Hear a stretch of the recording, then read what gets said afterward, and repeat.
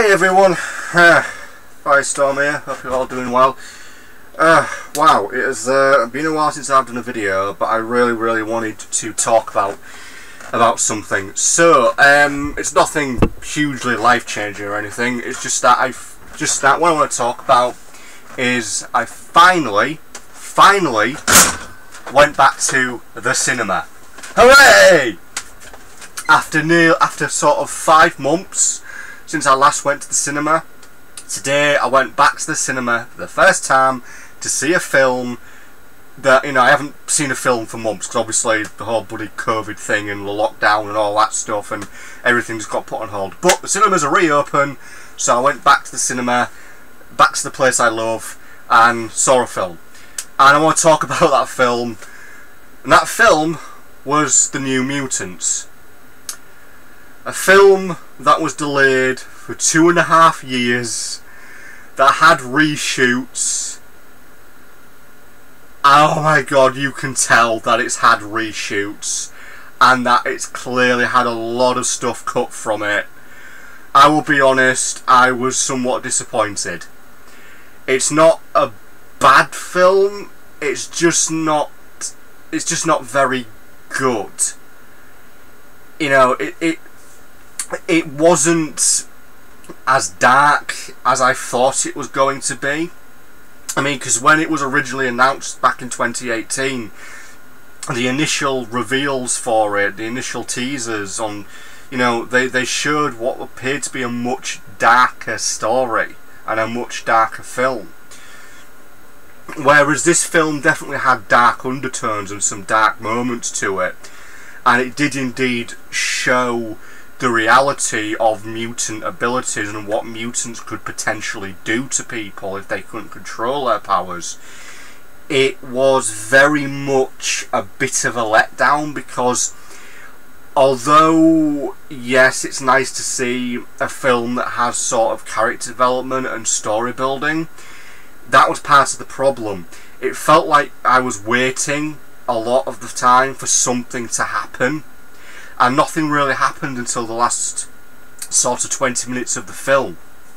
So, one thing I want to cover actually, just before I begin, because I'm going to list a few things about the film, but one of the reviews, now the reviews aren't particularly that good. I mean, the early reviews are quite negative, which I can kind of understand. But one of the reviews that sort of gets me is the title of it is New Mutants is the worst X-Men movie ever. I feel like I really want to point out that this is not an X-Men movie. It has nothing to do with the X-Men film universe, if you will. Yes, the X-Men are mentioned, but it's very clear that this film seems to be going in a completely different direction, and it's implied it's not actually set in the X-Men universe.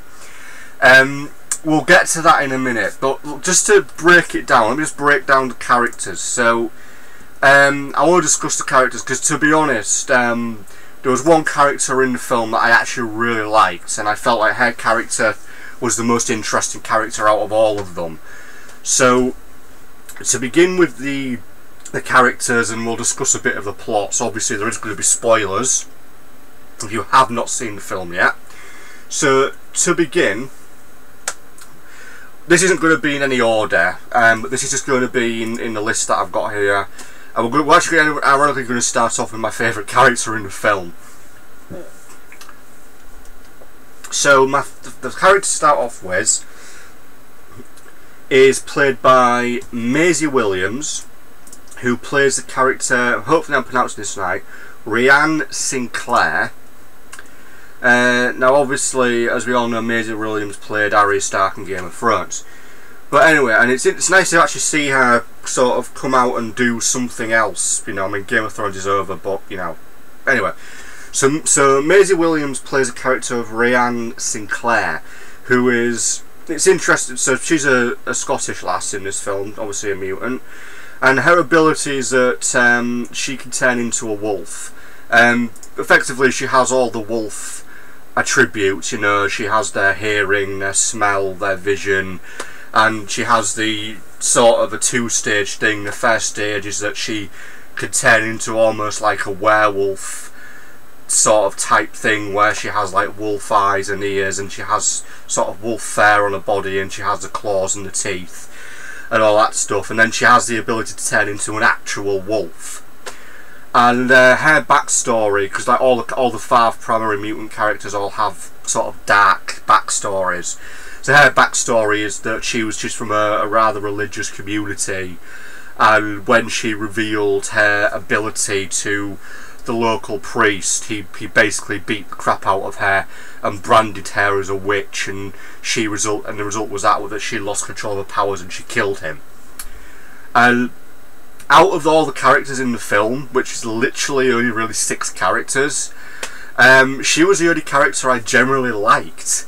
I felt like she was a very strong character. She was well played, well acted. I thought Maisie really brought her own to the character, and I liked her because she just came across as being just unique. I mean, I've never seen that concept of a mutant before who can, you know, who basically is a werewolf. It's an interesting idea, and I really liked her character. I think in a sense her overall backstory, as you know, being a victim of religious persecution, was interesting because her character is very religious, but the fact that she was hurt by you know, her own religion is almost like the paradox of her character. So I liked her character, and she was literally the only character that I liked. The other characters really came across as being a bit flat and two-dimensional and didn't really do anything for most of the film. Whereas with Maisie's character, with the character of Rianne, she actually really felt like she was, you know, doing stuff. So then the next character we have is Ilyan Rasputin, played by Anna Taylor, who now she's a Russian character, she's a Russian mutant. She has sorcery powers. Now, she has the ability to summon what is referred to as a soul sword. I'm reading this off Wikipedia, by the way, because I'm not that familiar with these characters within the universe of Marvel, but obviously I know what they can do because I've seen the film. So her ability is that she sort of can summon this sword, and she also has the ability to teleport into a different dimension that she created, and she also has the ability to basically summon a dragon, which is pretty awesome. In a sense, she's probably got the darkest backstory, because you basically find out that she was, it's basically heavily implied that she was abused as a child by mysterious men wearing smiley masks. Now, whether or not these characters were human or inhuman, it's implied they could have been both.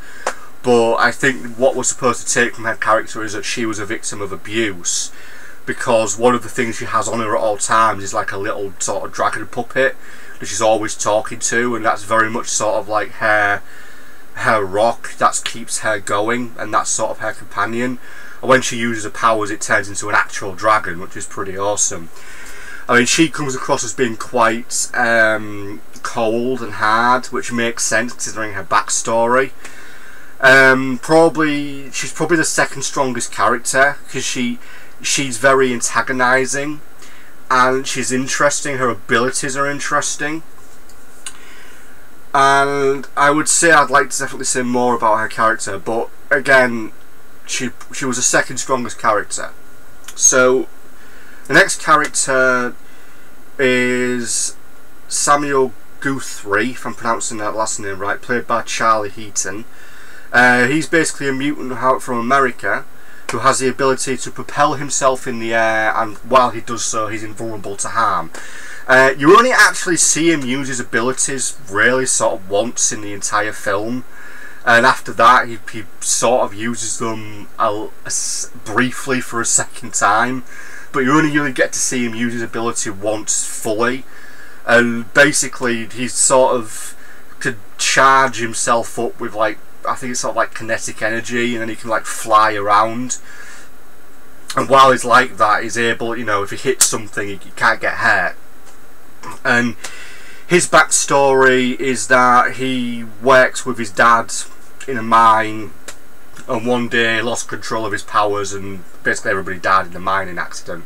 I guess he caused the mine to collapse or something. But again, his character doesn't do a lot.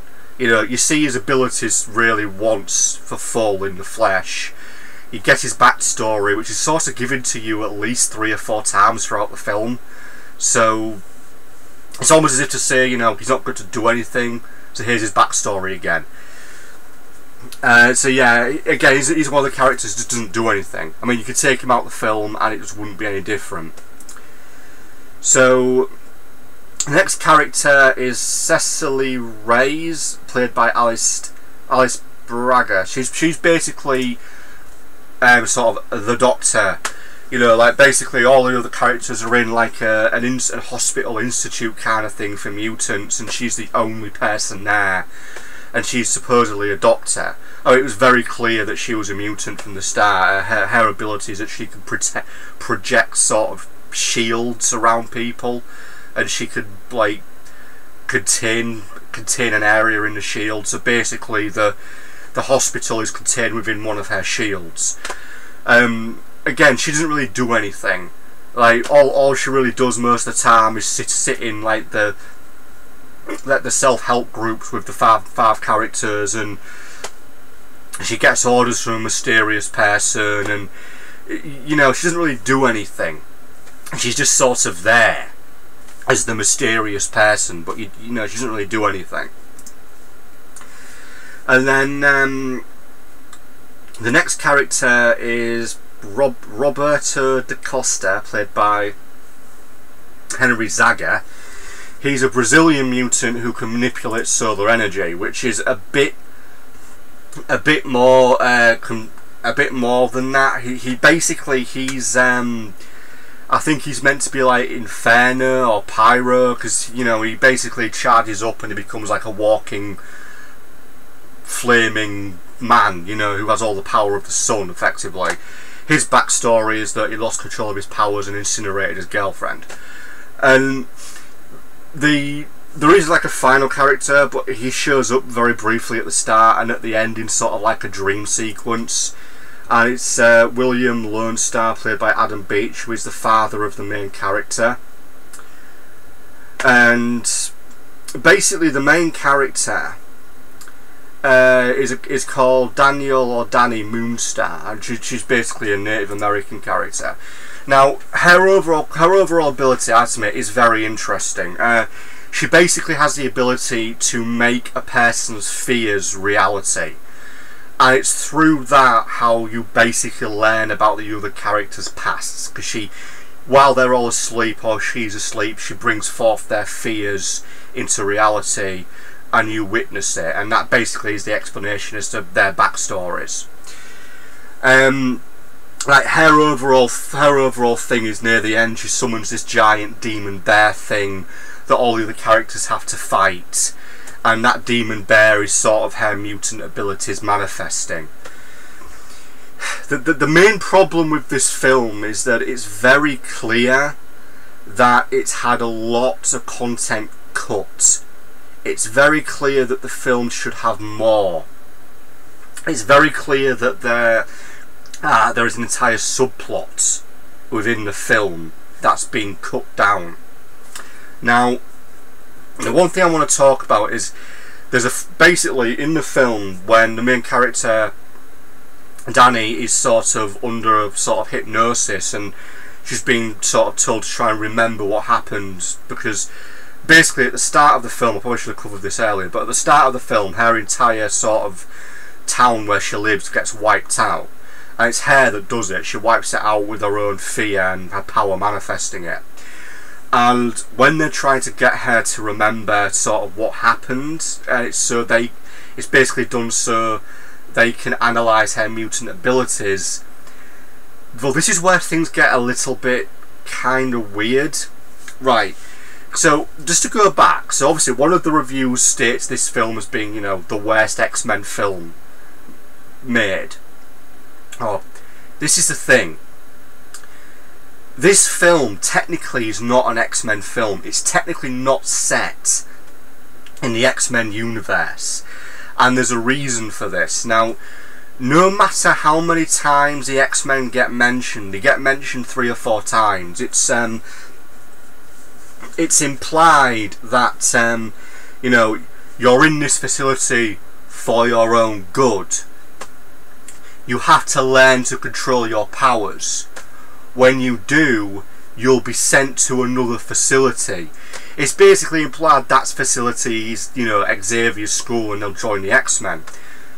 But here's where that sort of thing within the film makes no sense.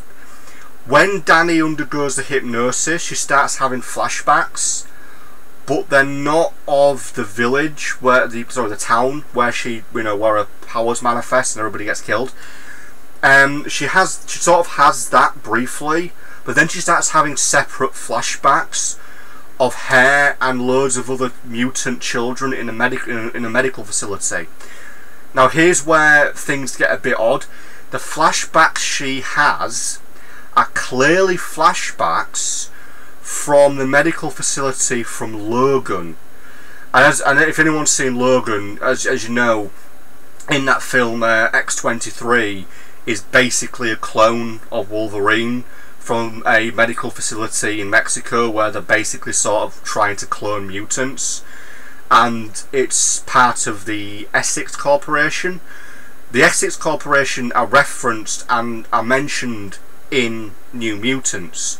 As I say, we have these weird flashbacks, which, to be honest, all these flashbacks are the scenes from the hospital, you know, the facility in Logan, where you see X-23 and all the other kids from that camera footage. It's just that footage, but done up a little bit to try and make it look like a flashback. So this is where things get weird, because in a way, New Mutants, I think, is obviously set in the Logan timeline, and if that's so, then is it saying that the X-Men are still around in this timeline, or is it just that the film can't decide what it wants to be? Is it set in the X-Men universe, or is it set in the Logan universe, or should we say, is it set in the X-Men timeline or the Logan timeline? Because the flashbacks of Danny's character seem to indicate that she was at that facility, and this medical facility they're at now is another part of the Essex Corporation, which means they're all clones, and it all links into the Logan timeline. It's very weird, and it just doesn't quite make sense. I mean, I give the film credit for showing the darker side of mutant abilities. I will give the film credit for definitely giving the characters a bit of a darker backstory, which does work and does make sense. As I say, most of the characters, minus 2, really felt like they just didn't do anything, didn't really contribute anything to the story. As I said, Maisie Williams' character is my favourite character. I felt like she was the only one that really was giving it her all, and her overall character herself was interesting, and really felt like I seemed to contribute more to the film. I've no doubt some people might get a bit sort of, shall we say, negative about the fact that they have the two female lead characters ending up falling in love. I'll be blunt, I saw that coming a mile away. It was so bloody obvious when they sort of were first introduced, when they first met each other, that yeah, you two are going to fall in love. It's so obvious. I mean, while I've got nothing against that, I'm not a fan of films when films sort of make it obvious. And I don't know if these two characters are together in the comics, because I really don't know much about the New Mutant comics. But yeah, it was a bit too obvious from the start that these two were going to fall in love. All in all, to wrap everything up, it wasn't that it was a bad film. It was just that it was a bit disappointing, because after waiting 2.5 years for this film, I just felt like we were missing something. It just felt like, you know, and there is stuff missing. As I said, it's very clear that they've cut things out, they have reshot things, and I'm convinced we'll end up with a director's cut when it gets released on DVD in a couple of months, and that director's cut will have probably a completely different version, or we'll have all the scenes added, and it might make more sense.